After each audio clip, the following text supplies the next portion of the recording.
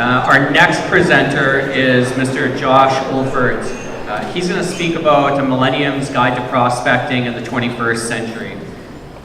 Josh has been featured in Business Insider, the Globe and Mail, in regards to investment and personal finance as an expert. At the age of 20, Josh went out and started his own financial firm, Haven Wealth Management. He's got 175 clients, and he's got a mission to get them to take action to secure their particular futures. Now at the age of 22, Josh is looking to become one of the youngest CFP in Canada. Josh brings a unique understanding to what people want and how to interact with clients in the 21st century. So without further ado, please welcome Mr. Josh Olfert. Thank you, Mike. Awesome. Thank you so much, everybody, for having me. As weird as it may seem, I've actually always dreamt of being here on a stage and having a voice in this industry. As weird as that sounds, not many kids dream of being a financial planner. But just by giving me a little bit of your time today, you're helping me achieve a dream of mine. So I wanted to say thank you very much for being here. Hopefully I can provide you guys a little bit of insight, a little bit of value for your businesses, even though you've been in it much longer than I have. So who am I? As previously mentioned, my name is Josh. I'm 22 years old. Actually, I just turned 23, but when I wrote this, I was 22. And I am the founder of an independent wealth management firm called Haven. And we have about 175, now it's a little closer to 200, fee-based financial planning clients. We have a growing team. We just brought on another 2 individuals to help us grow and expand and build the business. Now, an interesting thing is the path that I took. So I never went to university, never got a degree. I was an autodidact. I learned things on my own because I was so curious and passionate about it. And another thing to know is that the business that we've created here is 100% organic. We never had, never purchased a book, never had any senior advisor passing us business, although I had some fantastic mentors, had some great business development managers and people who really helped me just become the advisor I am. And so today I kind of want to present you with a problem, and hopefully you can help me solve a few of them. And I want you to think through how you would solve these issues. How does someone who has no university degree, is very young, and really has no chops in the industry whatsoever, start a financial planning practice when they're young, they don't have the credibility? And I mean, who here remembers how hard those first few years were in the business? Right? So we got a few hands up. It's not easy, like it's pretty nuts, especially when you're starting with a bit of a disadvantage. So that's the first problem to think through, is how does someone in that scenario survive, never mind even thrive in the business? Second problem I want to present you with is the problem I have today. And the problem I have today is that I have a list here, and this is my old CRM, not very technical. It was a spreadsheet. And this is the CRM of all the clients or the prospects that we haven't been able to get to yet. And not to overstep my bounds or anything, but we're in a position where we have too many prospects that we don't know what to do with them. So that's why we're expanding the team, and that's why we're trying to figure out how we can make our processes more efficient to actually get to all these clients. As mentioned in the introduction, this past summer, I was committing most of my time to completing my CFP and doing the capstone course and all those things. So this list just kind of continued to grow. And the funny thing is that if I decide that one month, we're financial planners, so if we're going to take one of these clients, we're going to do 3 meetings with them. We're going to do an introduction, we're going to do the analysis, we're going to sit down with a recommendation, and then we're also going to implement it for them. So to meet with or take 10 of these clients requires 30 meetings. So potentially I could sit down with 10 of these prospects one month, and we could get through those, great. But then by the time those are all finished, there's 10 more on the list. And we're getting this inbound stream that doesn't seem to dry up, which is pretty insane. I never really expected this to happen, to be honest. And it's an interesting dichotomy there. How did we go from a position where we're not even sure if we're going to survive to being in a position where we don't know what to do with the prospects coming in? And this isn't as great as it seems. Not all these people are ultra high net worth clients that are going to be great for our business. When we sit down with 100 of these, only 50% of them might close. Some of them might not even be interested anymore. But what we're finding is that out of these 180 or so people, probably about a third of them will end up becoming clients after doing all the work and due diligence. So how did we get here? And I think that's the discussion today, is talking to you guys, how did we get to this position and how did we bridge the gap between survival and now abundance, I guess you could say, in terms of opportunities. So I guess that would require me to tell a little bit of my story and how we got here. So I was always a volleyball player. That was my passion in life. I loved playing sports. That's what I did throughout high school. That was my full-time job. I played all the time, represented Manitoba on multiple club teams, won a bunch of championships, and it was what I loved. And what that allowed me to do is it gave me this unique privilege where I think I was about 15 years old, the first time that my parents got tapped on the shoulder at a national championship tournament and by a college scout. And the college scout said, "Hey, has your son thought about where he might want to go for university?" And when my parents told me this, things got real very quickly. I was living in my teenage fantasy world of just playing sports all the time and not really paying attention in school or any of that. And all of a sudden, things became real in a sense where I had to decide where I might want my life to go. If I'm going to get a degree, I've got to know what I'm going to specialize in. What is it that I want to do? Those sorts of questions. And when you have those sorts of questions, I did what every ambitious, young, smart gentleman would do when he has a question to lay before the feet of God. I went to Google. And I literally, I kid you not, I typed that in. I typed in highest paying job, least amount of school, or least amount of work, something to that effect. So it gives you a sense of who I was as a kid. And I wanted to make a lot of money, have a great lifestyle, and not really work that hard. And this isn't going where you think it's going, gladly. So what did Google recommend for me? Well, I apologize if your spouse or someone you know or someone you love does this. Google said, become a pharmacist. Because you'll do a quick 4 or 5 year degree, you'll get a certification, take some training, and then you sit behind a counter, make 100 grand, it's fantastic. I want to be a pharmacist. That's where my mind was at, because that's what I wanted to do. It was going to be great. And my dad, in his wisdom, thank God, when I was having this dialogue about what I wanted to do, he said, "Josh, before you decide what it is that you want to do with your career or your work or your money or all these things, I want you to read this book." And I said, "Okay, sure, Dad, like, whatever." He's like, "No, seriously, like, if you read this, it'll teach you all the things that I wish I had done when I was your age." I said, "Sure, whatever." I put it in the stack of other books he had recommended I read one day. And, but deep down, I wasn't really sure if I wanted to do this. You know, I was in it for the wrong reasons. And I decided, you know what, maybe I should open up this book. So I opened up the book one night, read the first page, read the second page, read the third page. Mind you, I've never read a book in my life to this point. Fourth page, and I finished that entire book in one night. And it was like I snapped and I knew exactly what it was I wanted to do. And that book was called Rich Dad, Poor Dad. And many of you have read it, and if you haven't, I highly recommend it. Give it to your kids.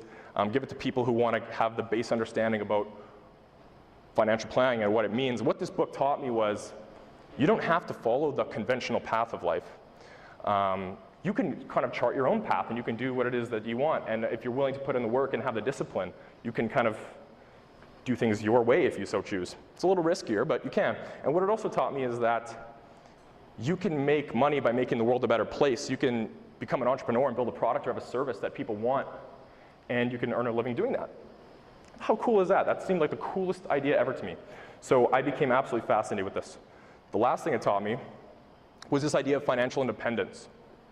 You could be in a position where if you manage your assets well enough and you manage your employment income well enough, you can replace the need to trade labor or trade time for money or an income. You can actually trade assets. You can trade money for more money. It's the whole idea of investments or dividends or rental properties or having businesses that create passive income.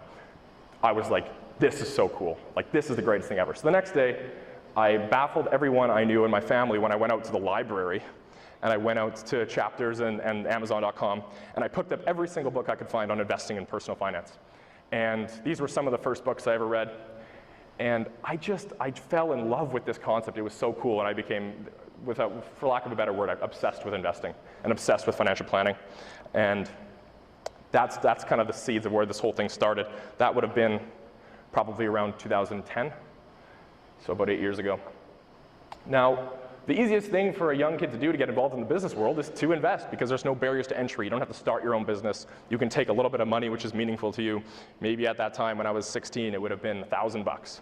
And I took that money and I got a brokerage account, and it looks like this is a picture of me in front of the 3 screens I bought. I just wanted to be a Wall Street trader so bad. It's hilarious because if any of you know about investing, understand that technical analysis doesn't work, and that's what those charts are. So you can see how misguided I was. But anyways, that's where it all started. And I would do these things throughout high school. I would start small businesses. I would build websites for businesses and charge them a fee, or I would put up a website, try to attract attention, and sell ads on it, affiliate marketing, all these types of things. My friends and I would try to build apps. Some of them were lucrative to me in the moment. When I was a young kid, making a couple $100 extra or $1,000 was a big deal. But I would take all that money and I would put it into the stock market. I would never go out for dinner with my friends. I would never do the expensive things. I would take all that money and I would put it into my investment account. And when I read The Intelligent Investor by Benjamin Graham, which is probably the best book on investing probably ever written, one of at least, it said that Warren Buffett got 21.9% compounded annual return throughout his career. And I started there, if you can see at that point, and I was getting 26% because I was taking a lot of risk and I was in just a pure bull market, and I thought to myself, I'm Warren Buffett. This is crazy. Little did I know, I had no idea what a Sharpe ratio was, I had no idea what risk-adjusted returns meant. I was pretty much trying to shoot the lights out, and because the market was doing well, I was too. Now, what that allowed me to do throughout high school, putting all that money away and having it compounded at such a high rate and taking a little too much risk, it allowed me to buy my first rental property shortly after I got out of high school. So I bought this place, it's in the west end of Winnipeg, and it was so weird. I bought this place, and obviously with a co-signer, my dad, I had no credit history, anything like that. Bought this property, and I remember picking up that first rent check and thinking to myself, like, hey, these people are happy to be here. They're glad that I'm providing them a place to stay, and then they're gonna pay me enough money to cover all the expenses, and there's cash flow left after. Like, this is the coolest thing ever. So this whole idea of investment and capitalism, this whole phenomenon just infiltrated my mind. Now, who's ever had that feeling where you learn something cool and you just wanna tell everybody about it? You just wanna tell everyone. That's where I was at. So, like I said, I thought I was Warren Buffett. I was very overeager, and I decided I'm gonna start writing and teaching other people about investing, teaching other people about financial planning. So I'd write little blogs like this. Graduating, question mark, here's your financial checklist. Kind of directed towards my target market. People are graduating university or that kind of thing. And I started blogging a lot, and every single day I would write. I would record a podcast into my phone and publish it online. I would write blogs, write articles, do whatever I could to educate people and almost show off the stuff I had learned, which wasn't that much at that point. I would also share content from around the web. So this is a really cool graphic that I just randomly came across. It's like investors, know what you can control. There's 4 things you can really control when you're investing: risk, cost, time, and behavior. The return you can't control. There's so much randomness involved in that. But it's funny because investors focus on return and they don't focus on the things they can control. So little pieces like this isn't the topic of my discussion, but little things like this I would always share. I would share them online and I would show them to my friends and say, this is what real investing is about. And I would do my best to educate people. I was always sharing stuff. I was always sharing content. Now, when I was, I believe, just out of high school, or maybe even in high school, kind of my timeline's a little loose, I was getting so many inbound questions through email, through text, through whatever it was. People were asking me, Josh, I've read your blog, you've got this rental property, you're young, you've got this investment track record, you've read all these books, like, I want to learn about investing too. I want you to teach me more about that. I want to learn what you've learned. Like, can you teach me? And it got to the point where I was getting these messages every week, and it would seem like there was a need for it. So what I did was, I thought, okay, the little capitalist I am, I'm going to write a little book, and I'm going to put it online, and I'm going to sell it for 20 bucks. And whoever wants to ask me again to learn about investing and learn about finance, I'm just going to send them a free copy of the book, and who knows what I'll do. So the book was called Everything They Told You Was Wrong. That was so insane. Wealth Principles You Won't Learn in the Classroom. So again, you could see about what my experience in school was like. But I really just wanted to teach people about how you could go down a different path, your own path. So this is what really, I guess, what I would say launched my career, if you could call it that.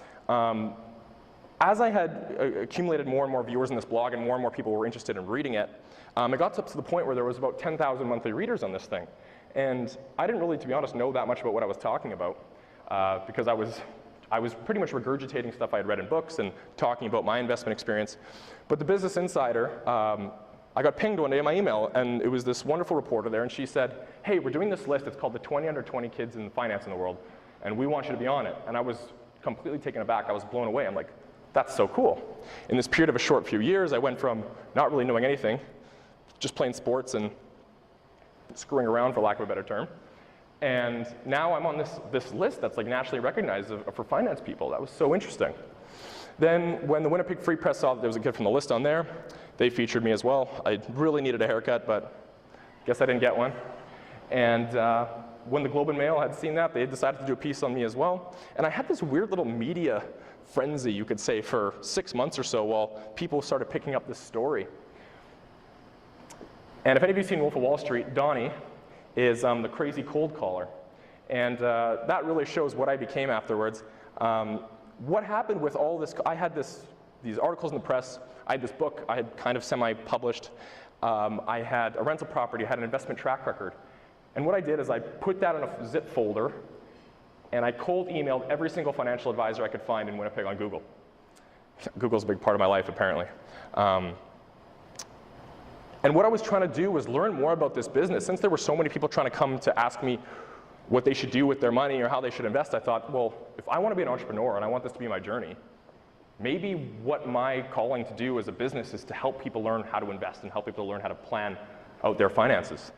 So I started immediately sending out emails and just trying to figure out if I could go for coffee with one of these advisors and learn a little bit more about the business. So of all the emails I sent, I would say likely 60% never responded. So check your spam folders from 2013. There's probably something in there from me. But 20% probably never got back to me. 60% never got back. 20% or so took the time to actually write back like, hey, you're a loser, go to college, kid. And then, which is fine, like I probably deserved it. And then the other 20% were like, you know what, this is actually kind of interesting, like, let's go for coffee. And those 4 or 5 people became some of the most important mentors to me in this business, and they really helped me. And I'm forever grateful for them that they would take some kid who thought he knew everything and kind of educate him about the real world and put him in his place, for lack of a better word. So after that, through those relationships that I developed through those emails, I got a few different offers to work in different, mostly mutual fund dealer firms. And I started with one of them, and it was a great experience. I started building my book and taking all those leads I had had from those articles and the book downloads, and I started taking them on as clients. And since then, my life has just been delving further and further into this business, and I love it. And if anybody knows, does anyone know what this is? This is Warren Buffett's house. That's how creepy I am. So I drove with a few buddies through Omaha to go to the annual shareholders meeting, because he holds a shareholders meeting every year that's all the who's who of the investment world are there. And I brought my copy of The Intelligent Investor, which is a book that is very close to his heart. He wrote the introduction to, and we took a picture outside his house. Also, while I was there, I ran into this gentleman. And this gentleman's name is Jack Bogle. And Jack Bogle is, if anybody's heard of it, passive investing or indexing. He's the inventor of that. He started a company called Vanguard. And I remember I was sitting at my table one day, and Jack Bogle sits down the table across from me, and I started, like a girl at a Justin Bieber concert. I started freaking out. And I got to meet him. It was one of the coolest experiences of my life. And there's some other figures from the Winnipeg financial community there with me. In addition to that, I got to meet guys like Jason Zweig. Jason Zweig is probably one of the all-time investment journalists ever, potentially. He's the top writer for the Wall Street Journal, and he's just a great financial journalist. And through these relationships and through meeting people and going on these events and learning what I could learn in the business, I started Haven, and this is what we look like. This is our brand. And our mission every day is to maximize the meaning in people's lives through the way that they use their money. And the way that I'm trying to do that is use a lot of technology, use a lot of automation, using, in the future, artificial intelligence or whatever we can do to help simplify or make the process better for financial advisors and make it better for their clients. So what's the common theme across this story that I would pick out and I would want to hone in on? The first thing is I consumed content, right? So the first thing I did was I read a bunch of books and filled my brain with knowledge. That's really what the first step was for me. The second step was after I had consumed all this content and read it all, I wanted to regurgitate and tell people about it, so I created my own content. Then I would share the content. I would take that content, I would just share it. And what sharing means is throw it to your friends, send it to your email list, put it on your Facebook, those sorts of things. And lastly, I was featured in other people's content. So as I started sharing content and people became familiar with mine, places like the Business Insider or Winnipeg Free Press or the Globe and Mail started sharing me in their content, which thus increased the credibility, and this circle kind of goes round and round and round. So what's the big deal about content? Why have I decided to single out the idea of content? You look good. Thank you. Hey!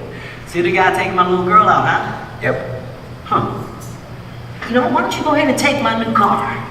Thanks, Pops. Go ahead, baby.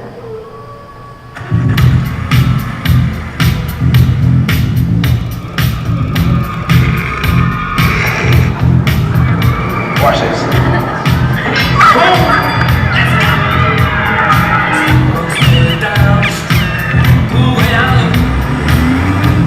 Favorite spot? Favorite girl? You left me with the wrong daddy! I'm taking you home. Why? Car Finder on the Hyundai Genesis. Back so soon? Here you go, son. Because a dad's gotta do what a dad's gotta do. Honey, what you gotta do tonight?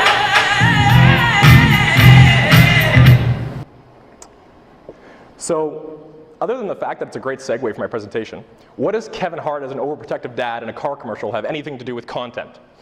Well, let's dive into that and discuss a little bit. And this is where I want to get into the meat and potatoes, you could say, of what I want to get across today. And where I think we bridge that gap between not enough and having all of a sudden too much. Let's say we have 4 different vehicles we are trying to choose from. The problem with car shopping, and what I've found in particular, is you're looking at 4 things that are somewhat similar. You either want an SUV or you want a sedan, but each of them have different features. They have different interest rates. One has heated seats, one doesn't. One has a 10-year warranty, one has a 3.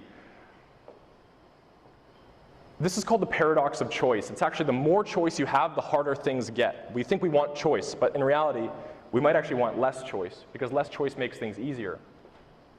So what do we do when there's just too many variables? We're overwhelmed. We don't really know what to choose. There's just too much information. We can't run the spreadsheet in our head comparing everything. Well, the idea isn't revolutionary. Everybody's taught this, and everybody in here knows how to do this better than I do. How do we make decisions when there's just too much information? Well, we outsource it to intuition, right? We do what feels right. We outsource it to trust. So if you think about our business,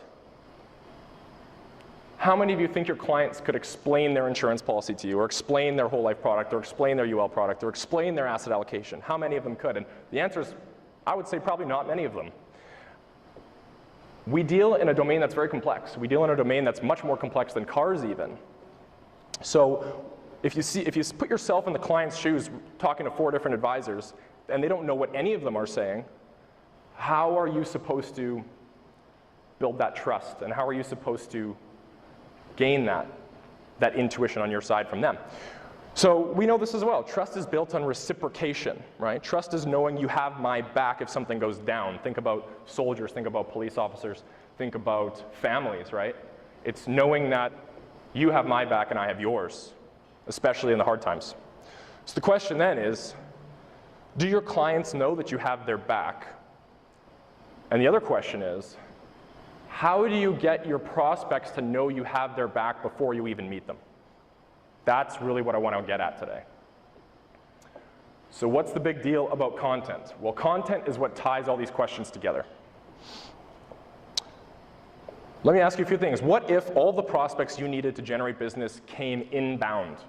What if there was no more knocking on doors, trying to drum up referrals, trying to do all that stuff? What if they came to you? What if closing was painless? And not as if our whole sole job is to close, but there comes the time in the process with the client where you have to ask, are we doing this or are we kind of not? I don't want to waste your time, and hopefully you don't want to waste mine. And what if you had more outside opportunities? And let me explain these. So prospects coming inbound would mean you get the call when your client sends you the referral instead of you having to ask. Painless closing. Now, with the method I want to talk about today, it's led to some stories that have been pretty surreal to me. Sitting in a Starbucks, having never met the prospect, young guy walks in, and I'm sitting down with him, and it's great to meet you, all that kind of thing, and I start taking out my materials to, I guess, pitch and tell him what we're all about. And he starts taking out a checkbook and writing a check for $200,000. And he says, "Who do I make it out to?" And I'm like, "Excuse me? Don't you want to hear a little more?" And he's like, "Josh, I've been reading your stuff for 2 years. Like, I know you. Like, I know everything. Like, I'm ready to go. I understand how the process works. You've showed me how it works." And this is the first time I'd ever met him. It was such a weird experience. I'm not saying they're all like that, that's for sure. I still get denied on my $50 pack every now and then. But closing can be much more painless. Now, what if you had more outside opportunities? And what I would define as an outside opportunity is maybe this, maybe having the privilege of being allowed to speak to you guys today, or being in a free press article, or being in the Globe and Mail. And I would say every 2 months or every 3 months, I'll get a ping in my email and it says, "Hey, can you be in our podcast? We're doing a business podcast in the city. We want you to be on it." Or, "Hey, Josh, it's XYZ from the Globe and Mail. We want you to talk a little bit about this." More outside opportunities, more opportunities for exposure and credibility. So I want to talk about the strategy of how this is created and what we did. And we don't have all the answers. And like I said, many of you have been in business much longer than we have. But this is what I think allowed our business to go from struggling to thriving. Stop advertising. Stop selling. And start providing free value. Sounds pretty insane. So Harvard Business School would never teach this. Advisor 101 training would never teach this. But let's talk a little bit more about what I mean. When I'm driving, I couldn't tell you a billboard I've seen I couldn't tell you a billboard I've ever seen. Maybe like some jewelry thing in Osborne. That's probably what I can think of. And also, I know when I'm being sold, and I shouldn't overstep my bounds, because people who don't think advertising works on them are the people that it works on. But I'm just trying to say that going forward, we all understand when we're looking on our web browser, when we're looking at a paper, where the ads are, and we tune them out. Our brain tunes them out.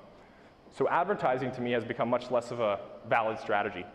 Selling, and this is where I get more from my generation, is the second they know they're being sold, they're out of there. And it doesn't matter if you're providing value, it doesn't matter if you're being a great person. The second they know they're being sold to, they're constantly being sold to all day. When they're on their phone, on their social media, every day there's ads trying to sell them something, and they're just done with it. So maybe instead of asking the question of how do I make my ad stand out, the question is maybe we shouldn't have ads at all. My solution to this, and I think what helped our business, was providing free value. That's really the thing. So what does that mean? What does it mean to provide free value, and how can you do it in your business? How did we do it? So what does this mean in practice? This is how I've done it, and you can take it to cater it to however you feel like you should do it, but the main themes I'll make sure I close in and hit on. First, this is what I did. I found a content method. And what is content? Content is anything. Right now I have someone recording this presentation, and you can bet I'm going to split this up into a bunch of clips and I'm going to release it on my social media as content. And that way people will see, oh, that's interesting, Josh spoke at an event, and I wonder what that was about, and maybe they'll go and watch it, and maybe they'll get more familiar with me. So this is what I mean by easier closing and clients coming inbound, is people become familiarized with you and trust you before they even see who you are, or before they even meet you, I should say. That's content, putting stuff out there for people to familiarize themselves with you. Second, you can't just put out content, and if nobody looks at the content, there's no point to it.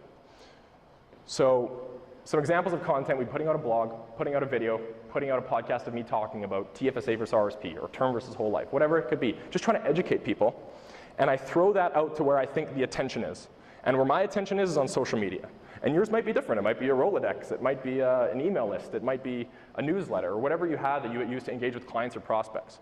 For me, it's been social media. It's been the best for us. Third, engage the community. So you put out the content, you provide free value to people, you put it out on whatever your method is for garnering attention, people see it, and then once people start engaging with it, people might comment on it, people might send you an email, people might talk to you in public about it, you engage with them. Make sure you engage with them. So here's what it looks like in our firm, and this is what we do to generate prospects, and this is what we do to find clients that we love dealing with. We create content. I've talked about this all day long. Blog, podcast, video, articles. That's what we do. And what we're doing is we're educating. We're trying to teach people. Second, we're going to share that content. I'm going to take that article I made, that video I posted, I'm going to share it on my Facebook, on my LinkedIn, Instagram, Twitter. And like I said, this can be different for you. You can customize it to yourself. Third, this is the tricky part, is how do you convert that? How do you go from taking free value, putting it out there so it gets attention, and now people are looking at it, but how do you actually get that to become an opportunity for business? This part's a little trickier, and most of these words won't really make sense, but I'll go through them. A quiz or an exercise, a contact form, some sort of subscription, or just generate discussion with them. So what does the prospect see on their end? That's what we see, that's what we build. What does the prospect see on their end? Well, they're going throughout their day, pretending to work on their social media at their desk, and they're on their Facebook and on their LinkedIn, on their Instagram, and they come across something that I posted. They might scroll through and say, oh, Josh posted a new video explaining the difference between CPP and OAS, and what are the two different things, and how do you manage them? So Josh is teaching me something about finance that maybe I might want to learn about. Third is then they engage with it. Maybe, and not every time, it's a game of numbers, just like marketing and sales always is. Let's say, for a safe example, 500 people are on Facebook. Of those 500 people, 50 of them click through to my blog and they read the blog post. And of those 50, maybe 5 will go through and complete some kind of quiz or exercise or something on our website to get them engaged. So it's funny because I've been to a lot of presentations where someone on social media or someone about digital comes to speak to financial advisors, and it pretty much goes over everyone's head and everyone leaves like clueless of what to do because they're not speaking about financial advisors. They're speaking about just regular social media. So I'm going to be here today to show you exactly what I do, and I'll show you my exact posts and what it does. So here's my Facebook account. This is what it looks like. So there's a picture of me, and my intro says, I'm here to answer all questions investing, finance, insurance for free via direct message or text. And there's a little picture of my company logo, and it says I'm the founder at Haven Wealth Management. So Facebook is a network where when you post, you have essentially a timeline, and every time you post, things move down the timeline chronologically.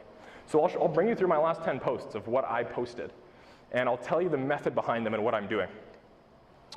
Okay, so to me it always seems like the news is very pessimistic. Everything we see coming out is really, they're trying to convince us how horrible the world really is and how much worse it's getting. So I like to be the optimist on social media. I throw out a thing like this. It comes randomly across my desk somehow, and I'll just post this. It says the world is 100 people, and it shows how the world is getting better in so many different ways. And this is just an example piece of content. This is what I mean by content. A picture that people can look at, get information from, and engage with. And as you can see here, that got nothing crazy, 23 likes and 5 comments. So that's engagement. When someone goes out of their way to like or comment on my stuff, they've engaged with me, and I have their name. And if their name keeps popping up through my content, that might be an opportunity for someone I might want to engage with. Got my first hole-in-one this summer. It's great. And I'm not a good golfer, so it was nuts. But I posted this. Just a picture, me and my dad were out golfing. He signed off on the ball. It was fantastic. And I just posted this, right? It's not business. It's just my life, right? And these are the comments. It got about 38 likes, whatever, 6 comments. And people are engaging with me. You guys might know some of these people. Yeah, you really might know some of these people. I like racing. I like Formula 1. I like cars. Posted pictures of something about Formula 1, whatever. Nothing crazy. Then I was in a Globe and Mail article. Someone had a feature, and they wanted me to explain to the Globe and Mail readers if you should invest professionally or go DIY, and what are the pros and cons. And as an advisor, what do you think I would do? I would go in there and tell them they should be with an advisor. But I did the opposite. I went in there and told, if you read this article, it talks a lot about me telling people why they should go DIY. And that's the idea of providing free value, is you're not trying to sell yourself, you're not trying to close something, you're trying to tell people the truth and then seeing what happens. And a lot of the time the client will see that transparency. They'll see, oh, why, he's recommending DIY even though he probably gets paid to do the opposite. Why is he doing that? And then maybe they get a little more interested. And it's just, for me, the whole philosophy is being as transparent and truthful as you can and let the outcome, let whatever happens happen. So whatever, 14 likes there at the bottom. So the 14 likes on a post about investments and financial planning, which means there's 14 people there who are interested in that topic. So those are people I might want to engage with. Picture me and my buddies, they were in town, went golfing again, same deal. Picture me with one of my favorite speakers. He came to town. That got 42 likes. And then, after a bunch of personal stuff, throw a little bit more business in there. And this is a cool little pie chart of the S&P 500 by market cap. And it shows how Apple, Amazon, Google, and Microsoft and Facebook are just dominating in terms of market cap. It's really cool to see. But again, there's 16 likes or 17 likes and a comment on a post about business that usually you'd think no one would really be interested in. So this is what I mean by content. I haven't done a fantastic job of showing you the blogs I write, but I'm showing you more about what my Facebook looks like and the kind of stuff I post. Twitter loves compound interest calculations. They go nuts for it. It's hilarious, but it makes sense. So I use a really aggressive rate of return, like someone as a kid holding a 100% equity portfolio, maybe getting a 7 or 8% return. And I type this out. I say, investing $500 a month starting at 35, value at age 65, $734,000. But if you start investing $500 a month at age 20, the value at 65 is $2.5 million.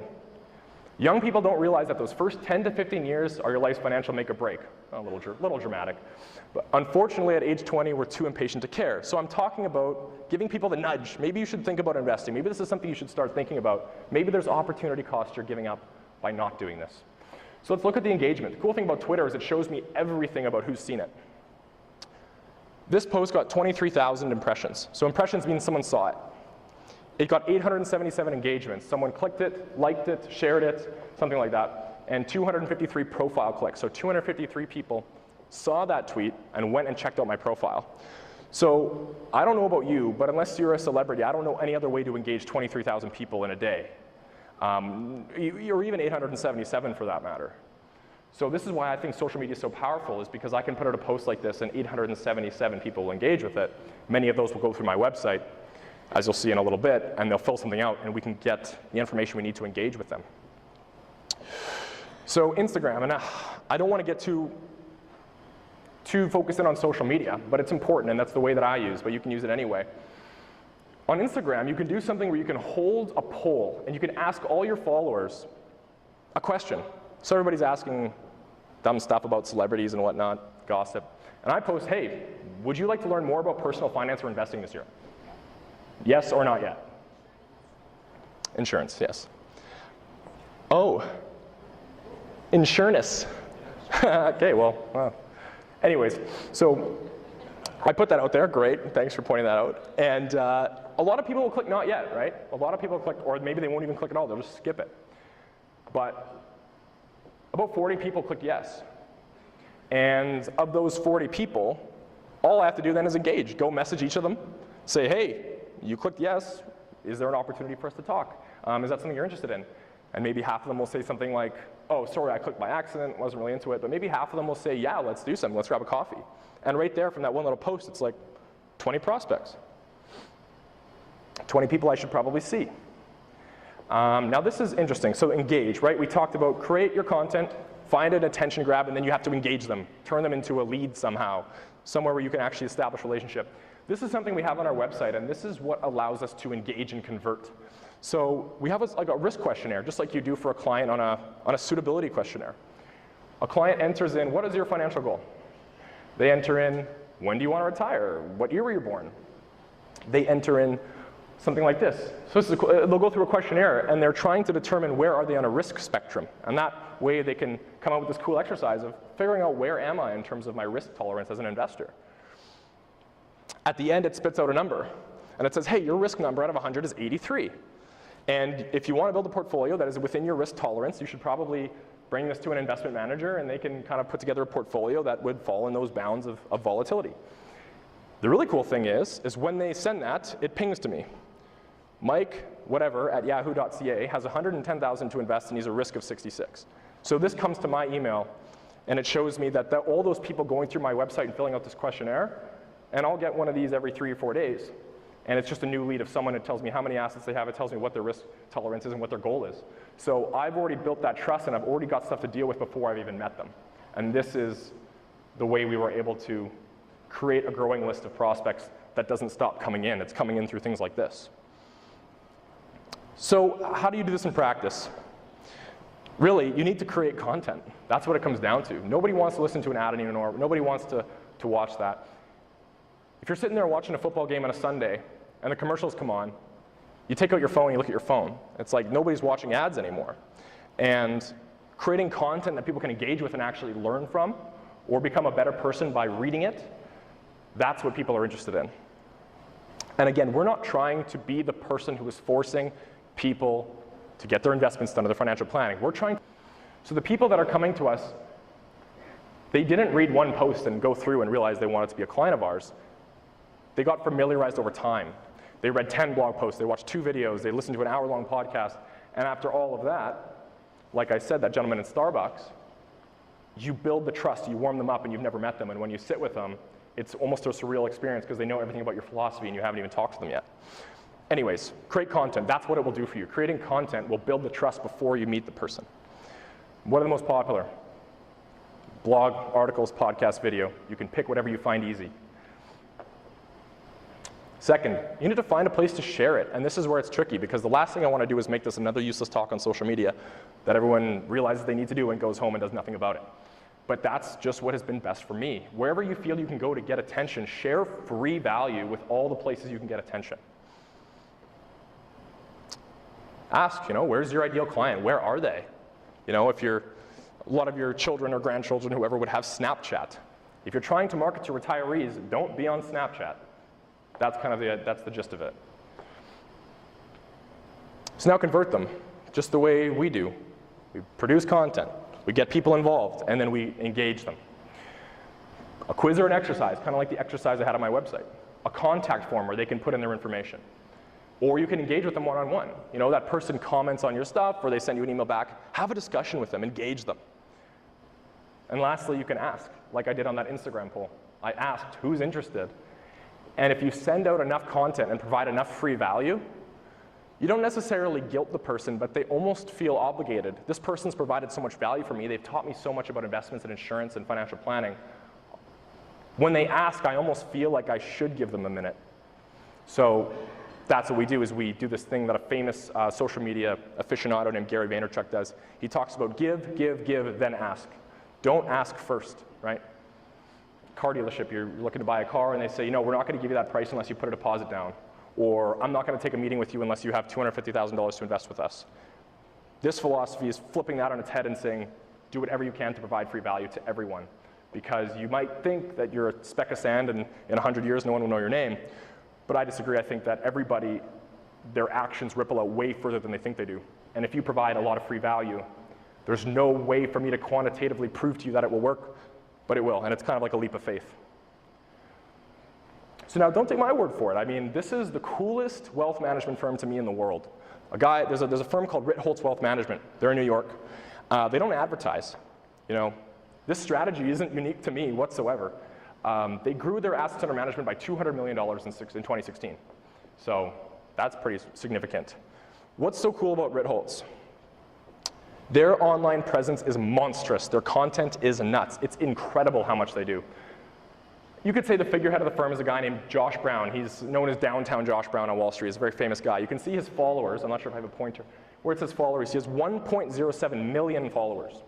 So again, this is the absolute best case scenario for what your content could do. But I just want to talk about this firm a little bit and what they're doing and how we're kind of trying to emulate that a little bit and provide free value. So 1.07 million followers. If you can remember my tweet, it got 23,000 engagements and about 877, or 23,000 impressions, 877 engagements. I have 1,100 followers. He has 1 million followers. So the kind of engagement they're getting is probably insanity. And I believe that they probably have a list way longer of 180 and not just small. They probably have clients with millions and all those sorts of things waiting to get into their firm. He also has probably the most popular blog on Wall Street, The Reform Broker, multi-million view website, millions of monthly readers. They have a YouTube channel. Like, this is what content is, guys. This is what I mean by content. Writing a blog, having stuff on YouTube where people can engage with you. So I actually took the time to, they are so good with content and they made me trust them so much, and the value they gave me was so large that I spent $1,800 in a flight down to New York to go to a one-day seminar they were putting on, because they do this thing called the Evidence-Based Investing Conference. And I thought, I gotta meet these guys. They are so cool, because all the stuff they talk about is just amazing. Their ideas on financial planning, all this stuff. And if you're not on financial Twitter, you're missing out. You need to be. And if not, if you don't know what to do, follow me, and then you can follow all the people I'm following. And you'll get to see what these guys say in the free value they put out. It's mind-blowing how much research and for free information they'll give out to people. I digress. YouTube content. Michael Batnick is another guy at their firm, another 60,000 followers, 57.4 thousand followers. They have a podcast, and it's all free. You can go listen to all their podcasts. They talk about financial planning, they talk about investing, and they're hilarious. They talk about sports, they talk about movies. It's not just about business. They're humans first, but they throw in little tidbits about their life at work, and it's really fun as a financial advisor to listen to them. Ben Carlson, he's the head of institutional, another 55,000 followers. None of these guys are under like 50,000 followers. It's mind-blowing. He has a blog called Wealth of Common Sense. Again, one of the most popular blogs in the financial planning space. Barry Ritholtz, he's the founder of Ritholtz Wealth Management. He's got about 125,000 followers. And this is what they're doing full time. They're not cold calling. They're not knocking on doors. They're not trying to generate referrals. They're just publishing content every day, giving away free value. And their business is absolutely taking off. Barry Ritholtz has a blog as well. We can go through this for days. Between all those 4 gentlemen, they have 6 books that you can buy. And if I can't think of a better way, if you're trying to interview financial planners, than to read a book they wrote. And don't read mine because it was really bad, I took it down. But these gentlemen have wrote 6 incredible books, and if I was going to become a client of Ritholtz, I would easily just go pick up 2 of the books and read through and see if I agree with the philosophy.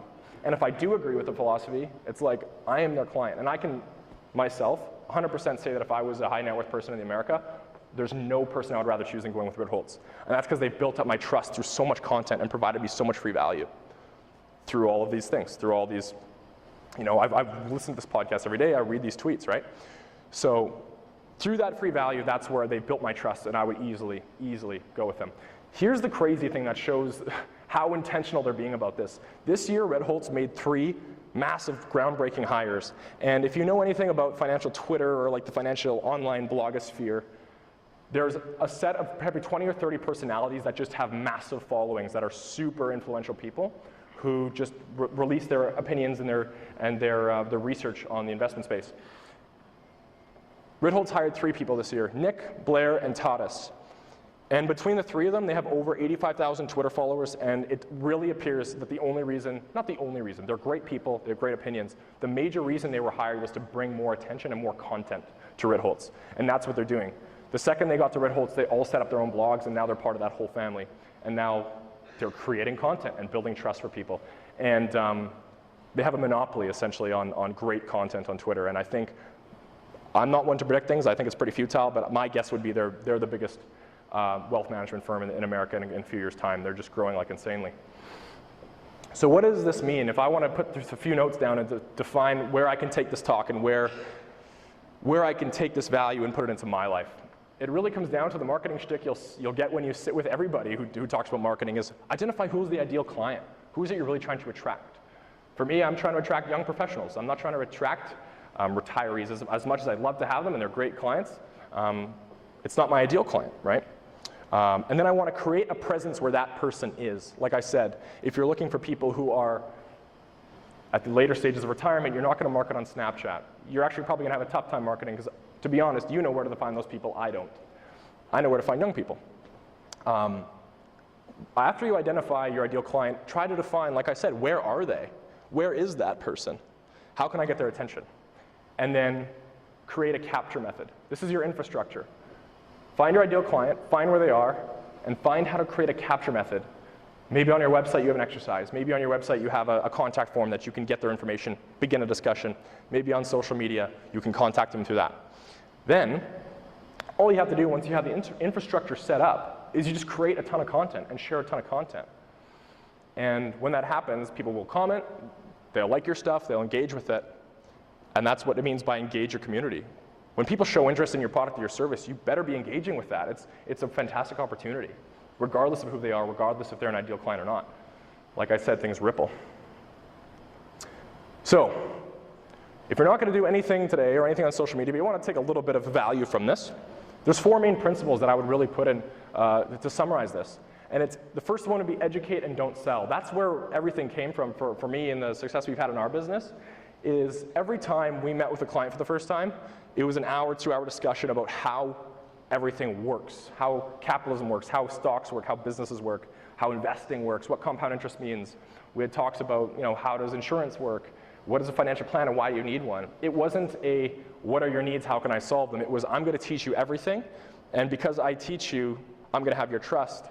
And that's what we found is, our closing ratio was just insanely high, and it wasn't because we were selling, it was because we were educating, and the clients almost said themselves, okay, let's do this. Because once we educated them, we're in a business where the product, our clients need it. Prospects need our product. Insurance, a financial plan, investments, people need that. It sells itself. If you can educate the people well, in my opinion, they become clients on their own. Provide value for free. And this is the one thing that everybody kind of groans and moans about. It's like, I only want to provide the value if I'm making the money. But I'm just here to argue that if you provide the free value and don't worry about making the money will come more than you had thought it would. And that's what we've seen at least. Third, patience is key. Like I said, these people who reach out to us and want to become our clients didn't read one blog post. They were engaging with our content for a very long time. And after engaging with it for a long time, decided that they trusted us and came to us. So it's almost weird. It's almost weird in the fact that if I want more prospects to come, I will just start creating more and more and more content, and it trails. About 3 to 6 months later, more prospects will show up. And if I stop, it'll dry up. And if I start creating content again, 3 to 6 months later, more prospects will roll in. So it's almost like a predictable process. Lastly is the coolest thing to me. I just love this idea of give, and ask. We grow up to love our parents because they loved us first, right? So we need to be the person that loves first, to give the free value first. And some people that might fall on deaf ears, and I don't want to talk to this guy, but if you keep providing free value, the people who are open to receiving it will get it, and they'll love it. And then when you ask, you have the leverage, you have the trust. Few closing thoughts. If you're going to do this the social media way, here's some of my pet peeves. You and your business are not separate. It's so funny when you sit with a social media firm or marketing company. They'll say, make a page for your business. You need to have a page for your business. But my whole philosophy is that nobody wants to deal with a business. They know they're being sold. They know they're being advertised to if you have a business page. So you and your business are not separate. People want to deal with a human. They want to know that you're a fan of the Browns and you got your win. They want to know all these sorts of things, right? They want to know you're a person. And secondly, they might be interested in your business if you share that every so often. So anyways, you and your business are not separate. If you're going to do this, make it a personal page. Make it your name. When I'm out there marketing myself on social media, it's Josh. It's not Haven. I don't want people to think they're being sold. I want them to know that I'm teaching them. Second, content. Blend work and play. And that's what I was just talking about. People want to know you're a person, right? So I posted a picture of my hole-in-one. I posted a picture of cars. I do all these things that I really enjoy. I'm blending work with play, and I throw a little bit of work in every now and then. Engage with established people. This is one thing that a lot of people don't do that they should, is if you're on social media and there's someone who in your city who has a voice, let's say Ace Burpee would be an example. Everybody kind of knows who he is.